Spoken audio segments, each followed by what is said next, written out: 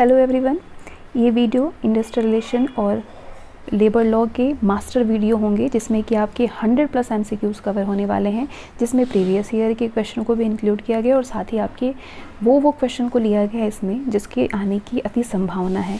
ये बहुत ज़्यादा हेल्पफुल, बहुत ज़्यादा इंपॉर्टेंट आपके लिए वीडियो है। अगर इसको आप देख लेते हैं तो इंडस्ट्रियल रिलेशन और लेबर लॉ में आपकी बहुत हेल्प हो जाएगी। अगर आप तैयारी कर रहे हैं और ये सोच रहे हैं कि अब तो समय बहुत कम है, कहीं हम पीछे ना रह जाएं, हमारी तैयारी नहीं हो पाई है बहुत हद तक, तो बस आपको कुछ नहीं करना है। आपको सारे मटेरियल मिल जाएंगे 9792568848 पे।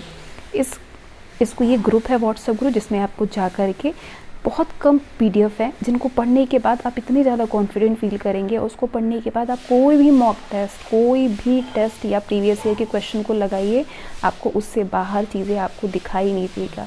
बहुत कॉन्फिडेंट फील करेंगे उस PDF को पढ़ने के बाद, क्योंकि वो ऐसे बनाई ही गई है कि वो सारे ही आपके सिलेबस को जो भी है उसको कवर कर दिया गया है। चाहे इंडियन फ्रीडम स्ट्रगल हो गया, चाहे आपकी इंडस्ट्रियल रिलेशंस लेबर लॉ हो गए, सोशल सिक्योरिटी हो गए, चाहे आपके इकोनॉमिक्स हो गए, और चाहे आपके जो भी आपके सब्जेक्ट में है, APFC में ग्लोबलाइजेशन हो गया, आपका जितनी भी चीज़ें हैं वो सारी कवर की गई है। इंडियन पॉलिटी हो गया, गवर्नेंस हो गया, सब चीज़ का PDF आपको मिल जाएगा। वो बहुत कम समय में आपकी बहुत सारी चीज़ें वहाँ पे कंप्लीट हो जाएंगी।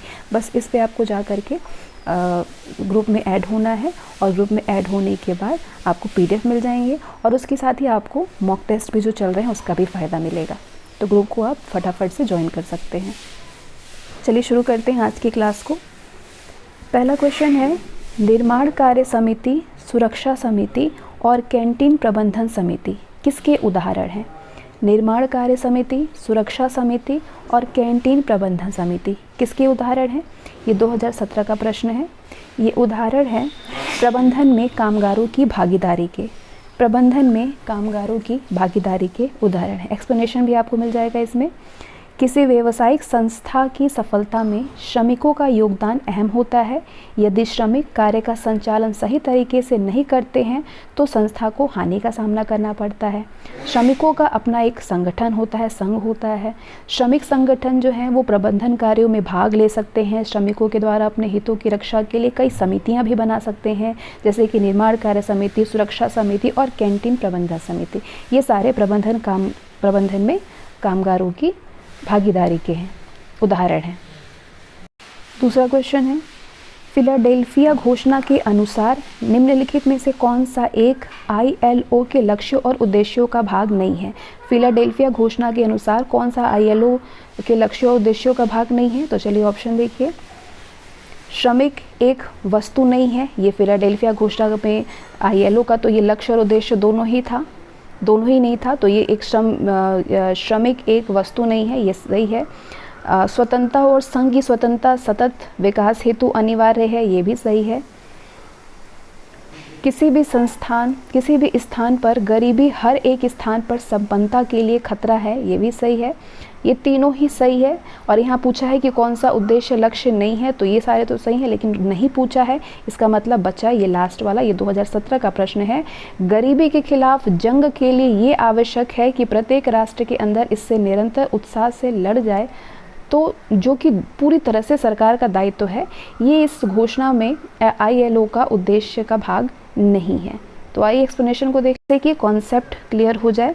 ILO के 26वें सम्मेलन में, जो कि 1944 में हुआ था, 26वां सम्मेलन कब हुआ था? 1944 में। इस सम्मेलन में ILO के लक्ष्य और उद्देश्य को घोषित किया गया था। तो जो 3 लक्ष्य दिए हुए हैं वो सही हैं, और लास्ट वाला जो D वाला ऑप्शन आपने गरीबी वाला देखा वो गलत है। सही उद्देश्य कौन कौन से हैं?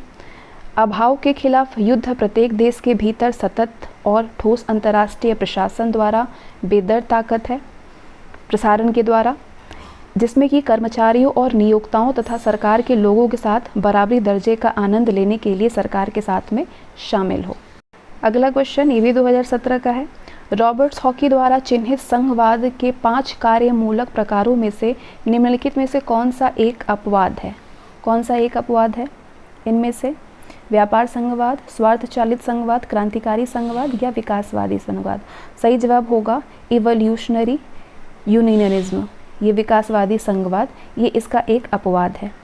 रॉबर्ट हॉकी रॉबर्ट हॉक्सी के द्वारा जो 5 कार्यमूलक हैं वो हैं व्यापार संघवाद, क्रांतिकारी संघवाद, स्वार्थ चालित संघवाद, अनुकूल संघवाद, निर्भरता संघवाद। यानी कि विकासवादी संघवाद इसमें नहीं है। तो इसमें आपसे क्या पूछा था कि इनमें से कौन सा अपवाद है, तो इसमें जो अपवाद है वो ये है, बाकी सारे ही हैं। चौथा प्रश्न है, निम्नलिखित में से वो कौन सी एक प्रक्रिया है जिसमें किसी औद्योगिक विवाद में शामिल कामगारों एवं नियोक्ता के प्रतिनिधियों को एक तीसरे व्यक्ति या व्यक्तियों के समूह के समक्ष एक साथ लाया जाता है और उसकी मध्यस्थता के द्वारा वे परस्पर संतोषजनक समिति पर पहुंचते हैं? वो है सुलह, कॉन्सिलिएशन, सुलह। ये भी 2017 का प्रश्न है। औद्योगिक विवाद अधिनियम 1997 के अनुसार कामगारों तथा नियोक्ताओं के बीच में हुए विवाद को समाप्त करने के लिए एक मध्यस्थ कार्य करते हैं। इस विवाद की समाप्ति की दशा को क्या कहते हैं? समझौता यानी सुलह कहते हैं। तो भारत में औद्योगिक विवाद अधिनियम 1947 के अंतर्गत दो सुलह मशीनरी की स्थापना की गई है। कौन कौन सी? एक सुलह पदाधिकारी और दूसरा सुलह बोर्ड की स्थापना की गई। क्वेश्चन नंबर 5वां है, औद्योगिक नियोजन स्थायी आदेश अधिनियम 1946, औद्योगिक नियोजन स्थायी आदेश अधिनियम 1946 के अंतर्गत सत्यापित किसी स्थायी आदेश के अनुप्रयोग या निर्वचन से संबंधित प्रश्नों को विचारार्थ किसे भेजा जा सकता है? बताइए, किसको भेजा जा सकता है?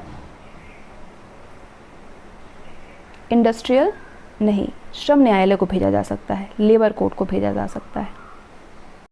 औद्योगिक नियोजन स्थायी आदेश 1946 के अंतर्गत किसी स्थायी आदेश के अनुप्रयोग के संबंधित प्रश्नों को विचारार्थ के लिए श्रम न्यायालय में, लेबर कोर्ट में भेजा जाता है। श्रम न्यायालय इस प्रश्न पर विचार करके क्या करते हैं? आदेश पारित करते हैं। अगर आपने ये सारे हमारे ग्रुप से अगर पढ़े होंगे तो ये सारे का आंसर बहुत ईजिली दे रहे होंगे। चलिए आगे बढ़ते हैं। ऐसे संघ को क्या कहा जाता है जिसकी सदस्यता में बहुत से उद्योगों, रोजगार और शिल्पकारी में कार्य करने वाले कामगारों को शामिल किया जाता है? उसे कहा जाता है जनरल यूनियन, सामान्य संघ कहा जाता है, सामान्य संघ। ऐसे संघ जिसकी सदस्यता में बहुत से उद्योगों, रोजगार और शिल्पकारी में कार्य करने वाले कामगारों को शामिल किया जाता है उसको सामान्य संघ कहते हैं। और सामान्य संघ किसी क्षेत्र की संपूर्ण कामगार जनसंख्या के हितों की रक्षा करने का कार्य करती है। क्या करती है? सारे कामगार जनसंख्या के हितों की रक्षा के लिए। सामान्य संघों के बनाने की शुरुआत हुई थी, इन संघों को 19वीं सदी के पूर्वार्ध में ब्रिटेन में हुआ था। कहाँ पे हुआ था? 19वीं सदी के पूर्वार्ध में ब्रिटेन में हुआ था। औद्योगिक संबंधों का निम्नलिखित में से कौन सा एक परिप्रेक्ष्य इस परिकल्पना पर आधारित है कि दोनों ही दल आर्थिक, मजदूरी अथवा लाभ और साथ ही साथ राजनीतिक नियंत्रण शक्ति के लिए प्रयास करते हैं और उनके पास में अवसर होता है? बताइए कौन होता है? बहुवादी परिप्रेक्ष्य, एकात्मक परिप्रेक्ष्य, तो इसमें से तो होता है ये बहुवादी परिप्रेक्ष्य।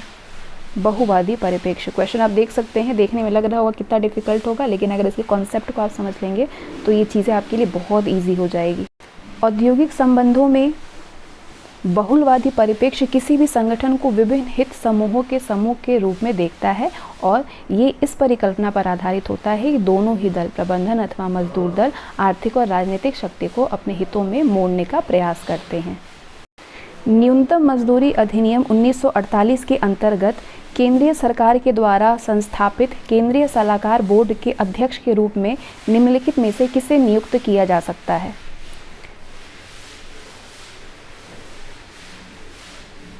One of the independent members of the board, board के निर्दलीय सदस्यों में से कोई एक को नियुक्त किया जा सकता है। न्यूनतम मजदूरी अधिनियम 1948 के अंतर्गत केंद्रीय सरकार के द्वारा संस्थापित केंद्रीय सलाहकार बोर्ड के अध्यक्ष का चुनाव बोर्ड के निर्दलीय सदस्यों में से किसी एक को चुना जाता है, जो कि निर्दल सदस्य होते हैं। इसका चुनाव जो है वो बहुमत के आधार पर किया जाता है, जो कि कर्मचारी और नियोक्ता के बीच में समन्वय बनाए रखने में सहयोग देता है। जो कर्मचारी हैं और जो मालिक प्रबंधन है, मतलब जो नियोक्ता है, कर्मचारी के क्या मैनेजर जिसको बोल सकते हैं, उनके बीच में समन्वय बनाए रखने के लिए। आगे बढ़ते हैं। डॉक्टर आइक्रोड का सूत्र किसके निर्धारण के से संबंध रखता है? बताइए। न्यूनतम मजदूरी के। डॉक्टर आइक्रोट का सूत्र न्यूनतम मजदूरी के निर्धारण से संबंधित है। इसके अंतर्गत आवश्यकता आधारित मजदूरी निर्धारण पर मुख्य फोकस किया जाता है, जिसमें कि भोजन, आवास, वस्त्र और अन्य बिंदुओं पर ध्यान दिया जाता है। तो भारत में वेतन आयोग के द्वारा न्यूनतम मजदूरी निर्धारण में आइक्रोट फॉर्मूले का विशेष ध्यान दिया जाता है, आप ध्यान रखिएगा इसको। नेक्स्ट क्वेश्चन है, गैर नगदी लाभ के रूप में चिकित्सक लाभ भारत में पहली बार किसके अंतर्गत प्रदान किया गया है? गैर नगदी लाभ के रूप में चिकित्सा लाभ भारत में पहली बार किसके अंतर्गत प्रदान किया गया? कर्मचारी राज्य बीमा अधिनियम 1948 के अंतर्गत। गैर नगदी लाभ कामगारों को कर्मचारी राज्य बीमा अधिनियम 1948 के तहत प्रथम बार दिया गया। कर्मचारियों को इसके लिए कार्ड बनवाना पड़ता है, जिसको कि ESI कार्ड कहते हैं। इसके अंतर्गत चिकित्सा सेवा भी शामिल होता है। इसमें चिकित्सा हित लाभ उपलब्ध कराने का दायित्व किसको होता है? राज्य सरकार का होता है।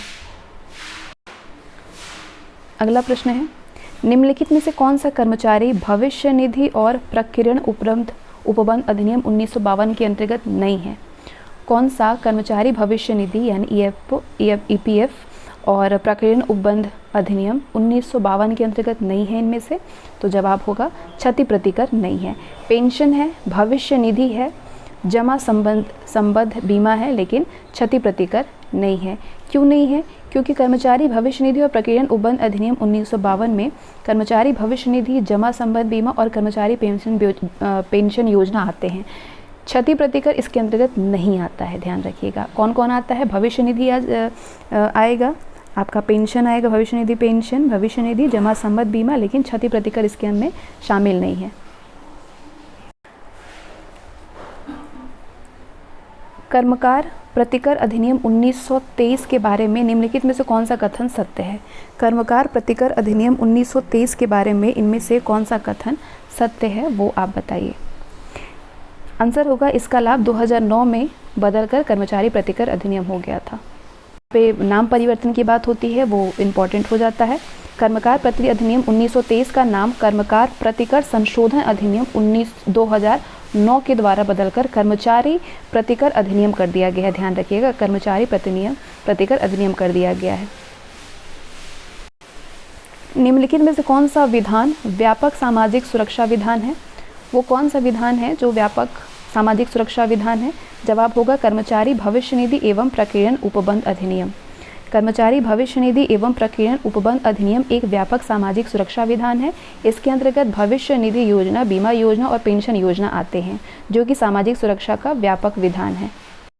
उपदान संदाय अधिनियम 1972 के अधीन देय उपदान के अधिकतम सीमा क्या होती है? देय उपदान का 1972 जो उपदान संदाय अधिनियम है, आपकी ग्रेचुटी जो होता है, ग्रेचुटी पेएबल, तो पेमेंट ऑफ ग्रेचुटी एक्ट 1972, इसमें अधीन देय उपदान का अधिकतम सीमा कितना है? 10 लाख रुपए है अधिकतम सीमा।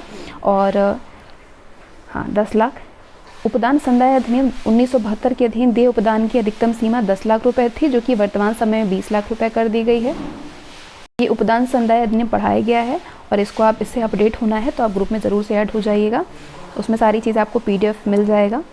न्यूनतम अधिनियम मजदूरी अधिनियम 1948 का मुख्य उद्देश्य किस क्षेत्र में लगे कामगारों के हितों की रक्षा करना है? तो असंगठित क्षेत्र के। न्यूनतम मजदूरी अधिनियम 1948 का मुख्य उद्देश्य है किसी क्षेत्र में लगे कामगारों के हितों की रक्षा करना, तो ये असंगठित क्षेत्र के लिए है।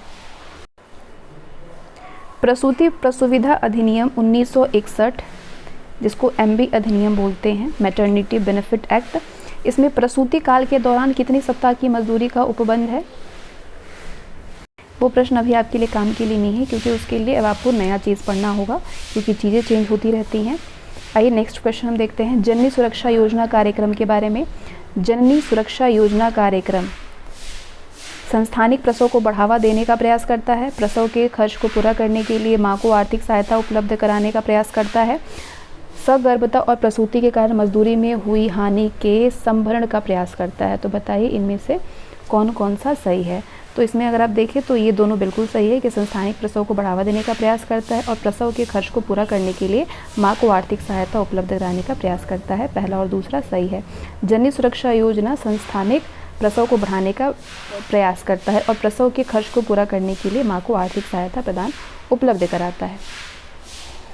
ठीक है, आगे बढ़ते हुए आगे प्रश्न देखते हैं कि भारत में औद्योगिक, अब आपके लिए प्रीवियस ईयर का क्वेश्चन ख़त्म होता है, अब इसके बाद आपके लिए अभी MCQs फॉर्म लाना शुरू होते हैं। MCQs जो बनाई गई है आपके लिए वो ये सारे MCQs हैं जो कि अब आपके लिए इम्पॉर्टेंट होने वाला है मॉक टेस्ट के लिए। डायरेक्ट क्वेश्चन पूछे जाते हैं। EO AO एग्ज़ाम जो है वो पूरी तरीके से 1 लाइनर की डिमांड करता है उसमें, और इसमें बाकी जो चीज़ें हैं वो आपके APFC के लिए भी इम्पॉर्टेंट है, तो दोनों को मद्देनज़र रखते हुए ही ये आपके समक्ष लाई गई है।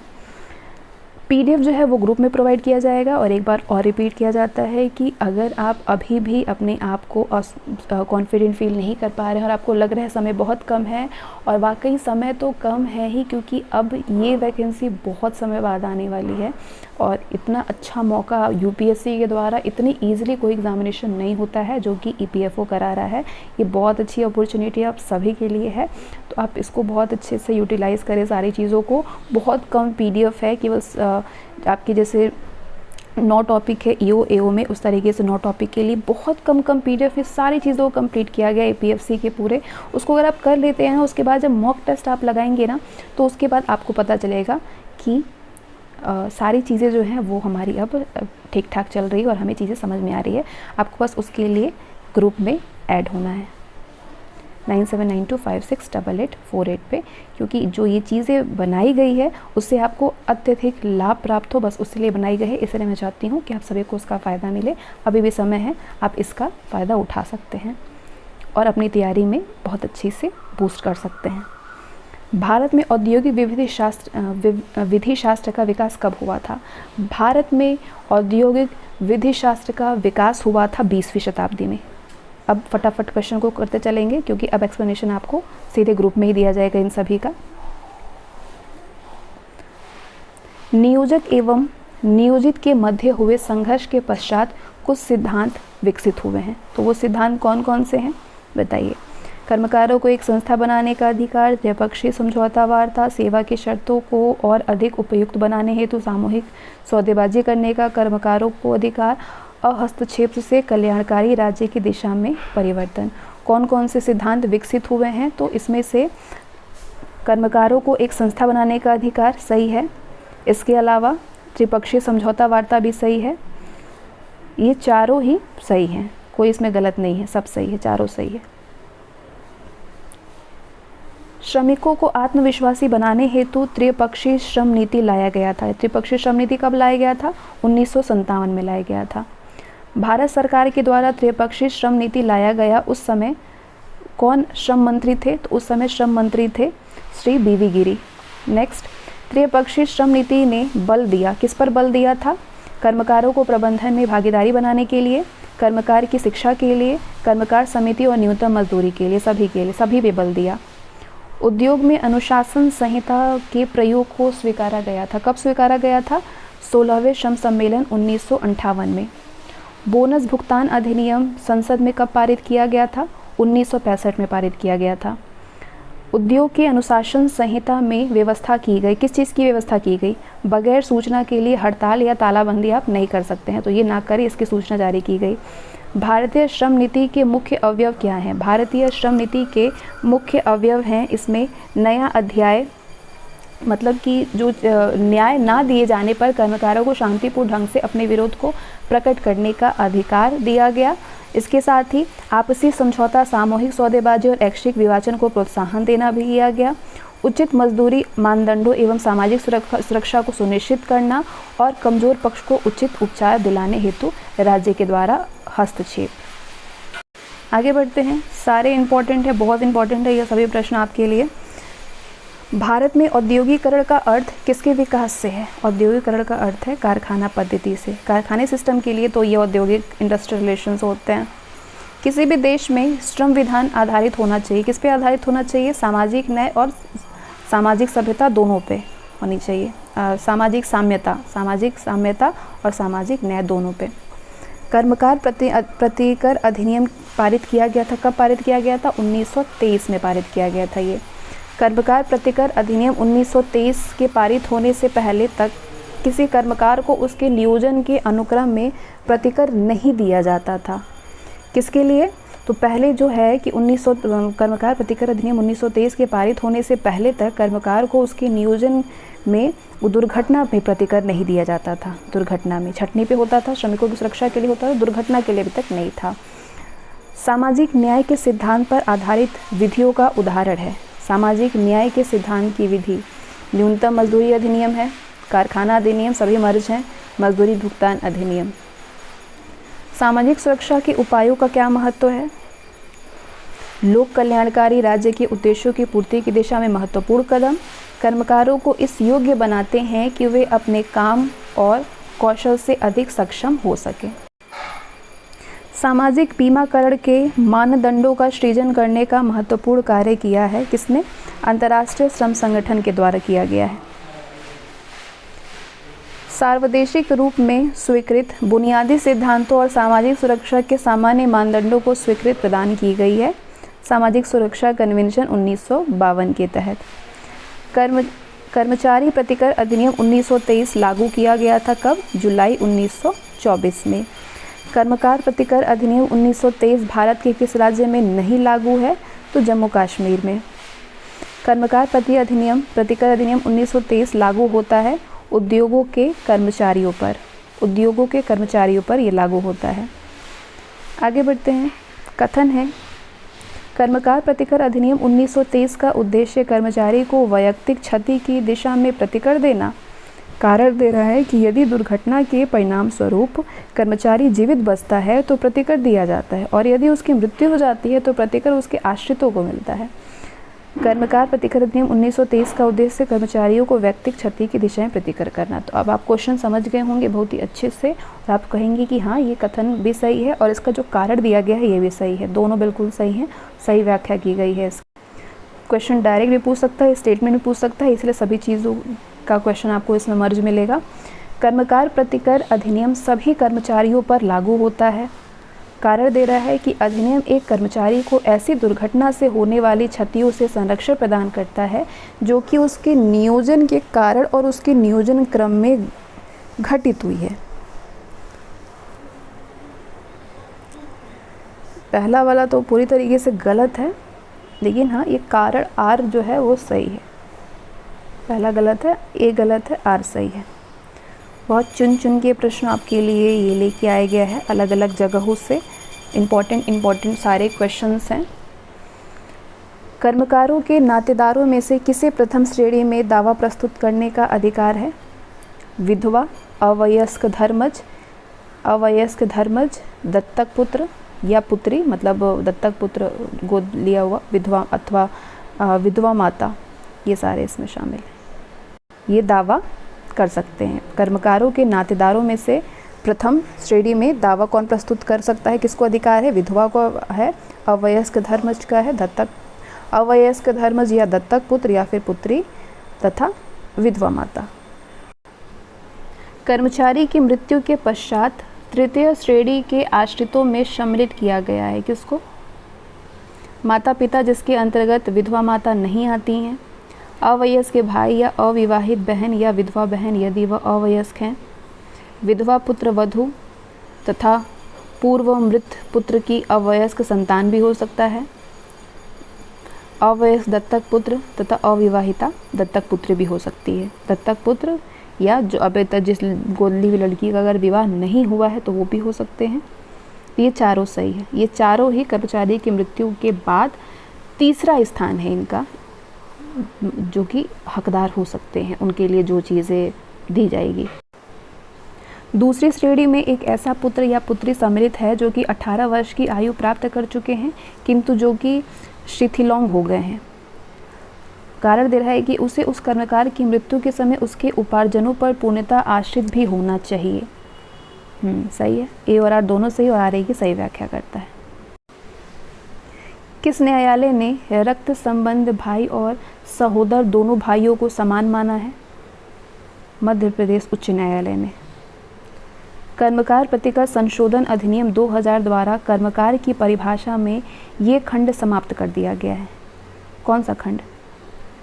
आकस्मिक प्रकृति, आपातकाल या तूफान, आकस्मिक कोई घटना प्रकृति से रिलेटेड, आकस्मिक प्रकृति के नियोजन का अर्थ है संयोगवश नियोजन या अनिश्चित समय के लिए नियोजन अथवा अनिश्चित परिस्थितियों में नियोजन।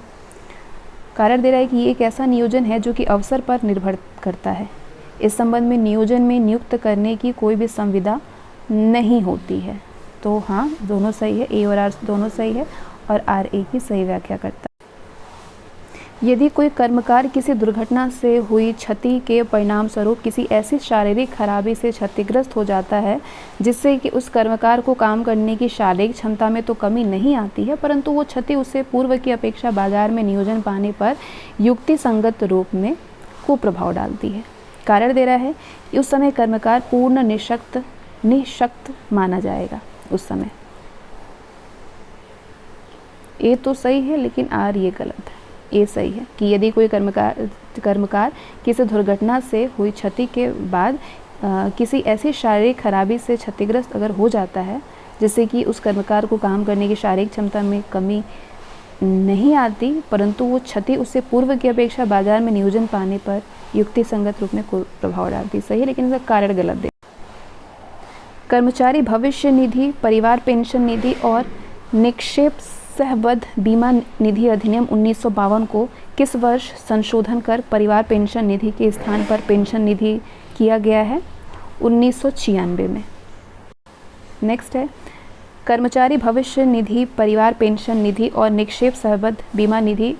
ये वही क्वेश्चन है जो कि अब पूछा गया है किस राज्य में नहीं लागू होगा, तो जम्मू कश्मीर में। नागालैंड, गोवा, त्रिपुरा में होगा, जम्मू कश्मीर में नहीं होगा। नेक्स्ट है कर्मचारी भविष्य निधि अधिनियम का उद्देश्य कारखानों और अन्य संस्थापनों में कर्मचारियों को भविष्य निधि, पेंशन निधि और निक्षेप सहबद्ध बीमा निधि संबंधी सुविधा का उपबंध करना है। कारण दे रहा है कि नियोजक का ये प्रधान कर्तव्य है कि वो अपने कारखानों या स्थापन में नियोजित कर्मकारों के लिए भविष्य निधि योजना का सूत्रपात करे। तो हाँ, बिल्कुल सही है, ये भी सही है, ये भी सही है और ये इसका सही व्याख्या कर रहा है। कर्मचारी भविष्य निधि संशोधन अधिनियम 1956 कम से कम कितने व्यक्ति से नियोजन कारखानों पर लागू हो सकते हैं? कितने व्यक्तियों से नियोजित कारखानों पर लागू हो सकते हैं? 20।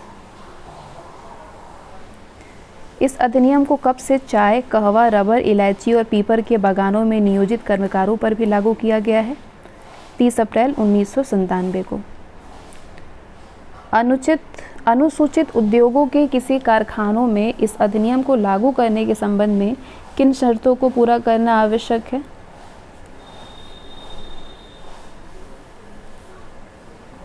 वो शर्त हैं ऐसे किसी अधिष्ठान में जो कि 20 से कम व्यक्ति नियोजित किए गए हों, ऐसी कोई जगह जिसमें 20 से कम लोग हों, काम करते हों, उस परिसर के किसी भाग में कोई विनिर्माण प्रक्रिया संचालित की जा रही हो जिससे कि उस कारखाना का परिसर भी सम्मिलित हो, जो कि व्यक्ति के द्वारा या फिर बगैर शक्ति के चालित हो, दोनों ही हो, बगैर व्यक्ति के हो या फिर व्यक्ति के द्वारा। किसी दोनों ही सही है, ए और बी दोनों सही है। नेक्स्ट, किसी स्थापन के संबंध में केंद्रीय सरकार का तात्पर्य है ऐसे स्थापन से जो कि केंद्रीय सरकार का हो या उसके नियंत्रण में हो, कोई ऐसा स्थापन जो कि नियंत्रित उद्योग से हो, ऐसे स्थापन संबंध जिसके विभिन्न विभाग या शाखाएं एक से अधिक राज्य में हो। किसी स्थापन में कर्मचारी भविष्य निधि और प्रकीर्णन उपबंध अधिनियम 1952 को लागू किए जाने के संबंध में किन शर्तों को पूरा होना आवश्यक है? किन किन शर्तों को पूरा होना आवश्यक है? स्थापन को किसी न किसी ऐसे उद्योग में लगा होना चाहिए जिससे अनुसूची 1 में विहित किया गया है। हाँ, सही है। कम से कम 20 व्यक्ति उस स्थान में नियोजित हों और ऐसे स्थापनों में जहाँ से अधिक लोग नियोजित हैं, स्थापना के समय 3 वर्ष और जिनमें 10 से 50 के बीच में कर्मचारी नियोजित हैं, स्थापना के 5 वर्ष बीत चुके हों। सही, तीनों सही है। औद्योगिक नियोजन स्थायी आदेश अधिनियम कब पास किया गया था? 1946 में। औद्योगिक नियोजन स्थायी आदेश अधिनियम के द्वारा इस अधिनियम से आवृत होने वाले सभी नियोजकों के लिए अब अनिवार्य कर दिया गया है कि अपने अधीन नियोजनों की शर्तों एवं सेवाओं को सुनिश्चित करें। शर्तों एवं सेवा दशाओं की जानकारी कर्मकारों को भी कर देनी चाहिए जिनके अंतर्गत उन्हें नियोजन प्रदान किया गया है। ये सारी चीज़ें अब अनिवार्य कर दी गई है, दोनों ही। औद्योगिक नियोजन स्थायी आदेश अधिनियम किस प्रकार के औद्योगिक संस्थापनों में लागू है? जो कि जम्मू और कश्मीर राज्यों को छोड़कर भारत संघ में कहीं भी स्थित हो, जिनमें 100 या अधिक कर्मकारों को नियोजित किया गया हो, जिनमें कि पूर्ववर्ती 12 महीनों के किसी भी दिन 100 या अधिक कर्मचारियों को नियोजित किया गया हो।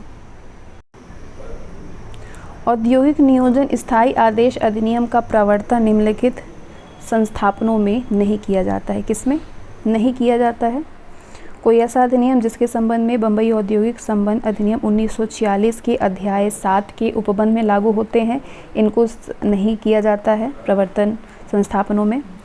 कोई ऐसा औद्योगिक संस्थापन जिसके संबंध में मध्य प्रदेश औद्योगिक नियोजन स्थायी आदेश अधिनियम 1961 उपबंध लागू होते, इनमें भी नहीं किया जाता है, दोनों में नहीं। प्रत्येक ऐसे औद्योगिक संस्थापन के नियोजकों से जिनमें औद्योगिक नियोजन अधिनियम लागू है, ये अपेक्षा की जाती है कि वह स्थायी आदेश तैयार करें, प्रभाजन अधिकारी के समक्ष प्रमाणीकरण हेतु समर्पित करें। प्रभाजन अधिकारी साधारणतः श्रम आयुक्त हुआ करता है। अधिनियम की प्रमुख विशेषता क्या है? किस अधिनियम की? अधिनियम की, अगर सिर्फ अधिनियम की बात कर रहा है, क्या क्या विशेषताएं होती है अधिनियम की? जो हम देखते हैं कि ये अधिनियम संशोधित हुआ है, ये अधिनियम पारित हुआ है। तो अधिनियम के अधीन कर्मकार परिभाषा में कतिपय परिस्थितियों में पर्यवेक्षीय प्राविधिक व्यक्ति अंतर निर्दिष्ट माना जाता है। प्रमाणीकर्ता अधिकारी स्थायी आदेशों के प्रालेख में कुछ बढ़ी या फिर परिवर्तन कर सकता है, तो अधिनियम के द्वारा ये हो सकता है। प्रमाणकर्ता समान औद्योगिक संस्थापनों के नियोजक संयुक्त स्थायी आदेशों का प्रालेख भी समर्पित कर सकते हैं, ये भी कर सकते हैं। तीनों सही है, तीनों ही अधिनियम की विशेषता है।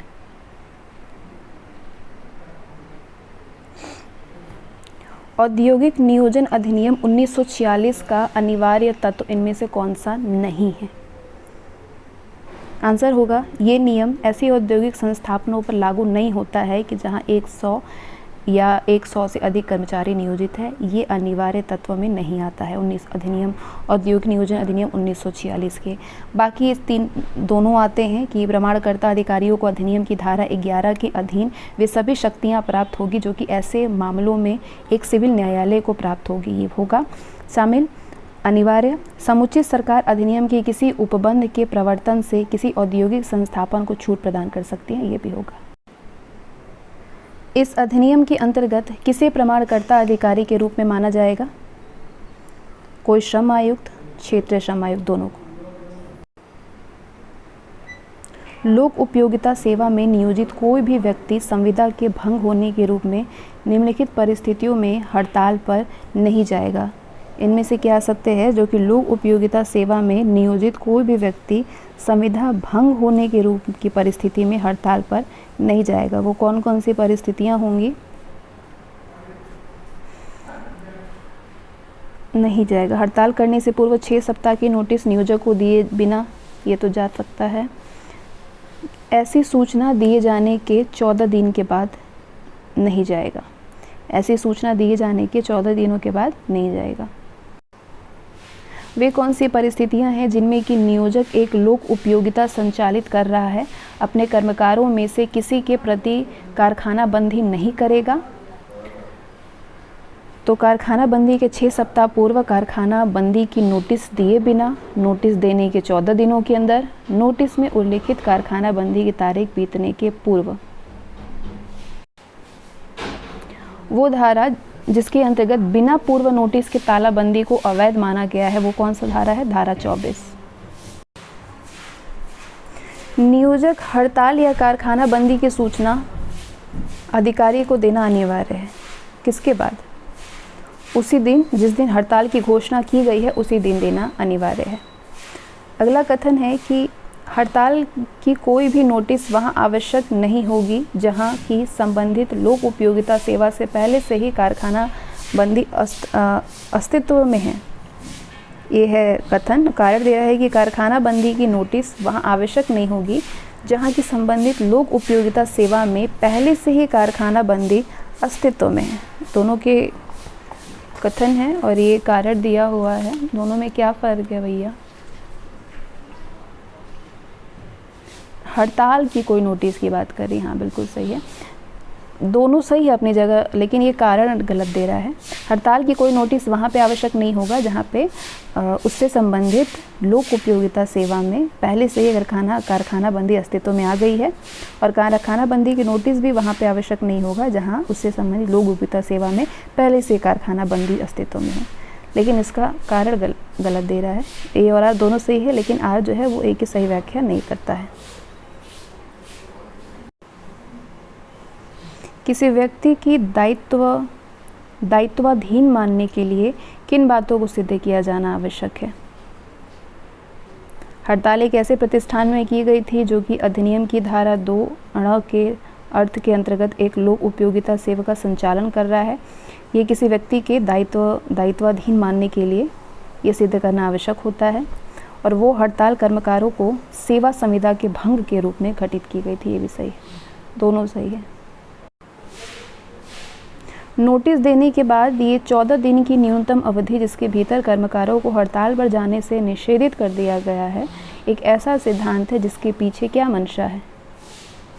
नियोजक को कुछ समय कर्मकारों की मांग पर विचार करने के लिए देना है। सरकार के श्रम विभाग को इस बात की सूचना देना है कि वो इस मामले पर हस्तक्षेप करे। दोनों सही है। किस मामले में न्यायालय ने ये अभिमत व्यक्त किया है कि संविदा भंग करने का तात्पर्य सेवा की शर्त को भंग करने से नहीं है? बिहार राज्य बनाम देवराज झा मामले ने। यदि हड़ताल अवैध है तो उसके उचित होने का प्रश्न ही नहीं उठता है, और लोकोपयोगी सेवा में कार्यरत कर्मचारी हड़ताल की अवधि की मजदूरी पाने के हकदार तब तक नहीं होंगे जब तक कि वो सिद्ध नहीं कर सकता है कि हड़ताल वैध और उचित था। तो उक्त निर्णय मुंबई उच्च न्यायालय के द्वारा किस मामले में दिया गया था? ये ANZ ग्रीनलेस बैंक बनाम SN खत्री एवं अन्य मामला। धारा 24(1) के अनुसार हड़ताल या कारखाना बंदी निम्न परिस्थितियों में अवैध हो गई। किन किन परिस्थितियों में अवैध माना जाएगा इसको?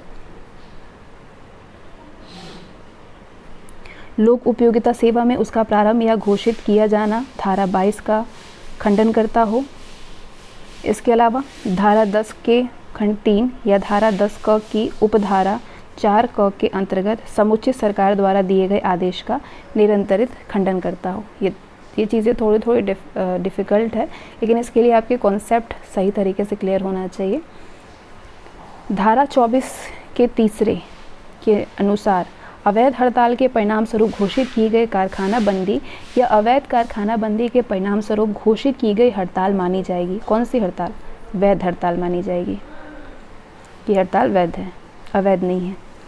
एक लोक उपयोगिता सेवा में की गई हड़ताल जो कि स्पष्टतः अवैध है, उसी समय न्यायोचित कैसे कही जाएगी? विधि में अवैध हड़ताल का ऐसा वर्गीकरण नहीं किया गया है जो कि एक ओर न्यायोचित हो और दूसरी ओर अन्यायुक्त हो। ए और आर दोनों सही और आर ए की सही व्याख्या करता है। औद्योगिक विवाद अधिनियम कब अस्तित्व में आया है? 1947 में।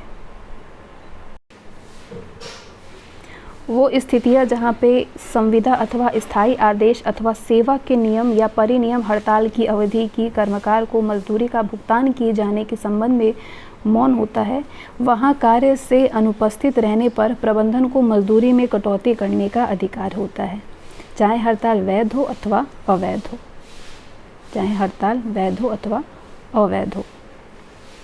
जब कभी भी किसी कर्मचारी के विरुद्ध जब्ती की गई कार्यवाही की जाती है इस आधार पर कि उसने अवैध हड़ताल में भाग लिया तथा कार्य पर उपस्थित नहीं रहा, तो ये आवश्यक होगा कि कार्यवाही से पूर्व उसे सुने जाने का उचित अवसर प्रदान किया जाए। न्यायालय ने ये निर्णय किस बात में किया था?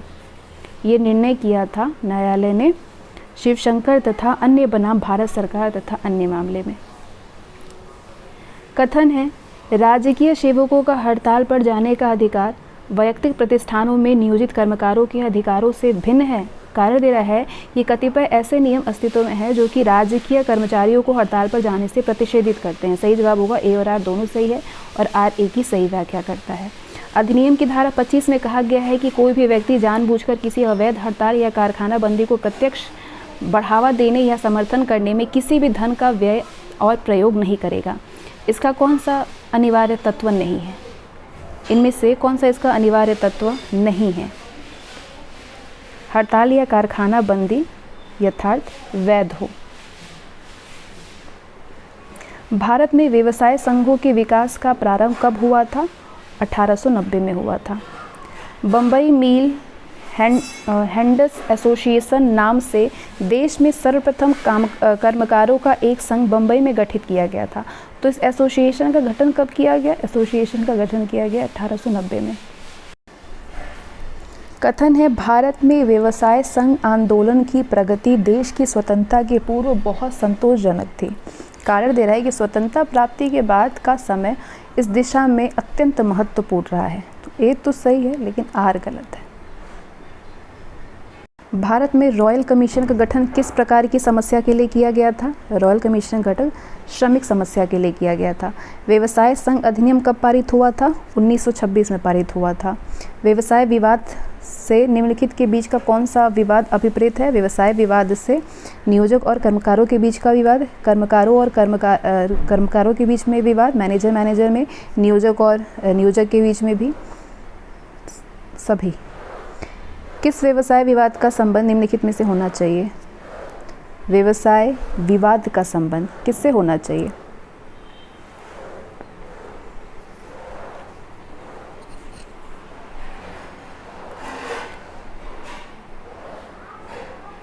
नियोजन से, अनियोजन से, नियोजन की शर्तों से। आंसर कर दिया होगा आप सभी लोगों ने, इन सारे से, सभी से।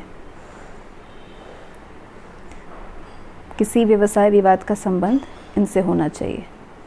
सामूहिक सौदेबाजी का सिद्धांत अंतर्राष्ट्रीय श्रमिक संघ द्वारा मान्यता प्राप्त है। अंतर्राष्ट्रीय श्रमिक सम्मेलन में एक प्रस्ताव द्वारा सामूहिक अनुबंधों की बात स्वीकार की गई है। तो वो सम्मेलन कब हुआ था बताइए? वो सम्मेलन हुआ था 1951 में। अधिनियम की वो धारा है, अधिनियम की वो कौन सी धारा है जो कि केंद्रीय सरकार को प्राधिकृत करती है कि वो इस अधिनियम के अंतर्गत भविष्य निधि की प्रस्थापना करने के लिए कर्मचारी भविष्य निधि योजना तैयार करे? धारा 5। अधिनियम की धारा 5 के 1 के अंतर्गत केंद्रीय सरकार को भिन्न भिन्न शक्तियाँ दी गई है। कौन कौन सी शक्तियाँ दी गई है? एक, योजना तैयार करना, इस बात का उल्लेख करना कि योजना किन कारखानों पर लागू होगी। सिनेमा कर्मकार और सिनेमा थिएटर कर्मकार नियोजन का विनियमन अधिनियम 1981 के लागू होने की तिथि क्या है? 1/10/1984, 1 अक्टूबर 1984 है। 30 अप्रैल 1986 में एक अधिसूचना जारी करके भविष्य निधि योजना कब से सिनेमा थिएटरों में काम करने वालों पर लागू किया गया है? 1984 में। कर्मचारी के अंशदान के भुगतान का नियोजन का दायित्व केवल वर्तमान में रहता है, तो उसकी दशा में वो उनके अंशदान को उनकी मजदूरी से काट सकता है और उसी अवधि का अंशदान भी कर सकता है। हाँ सही है, ए और आर दोनों सही और आर ए की सही व्याख्या करता है।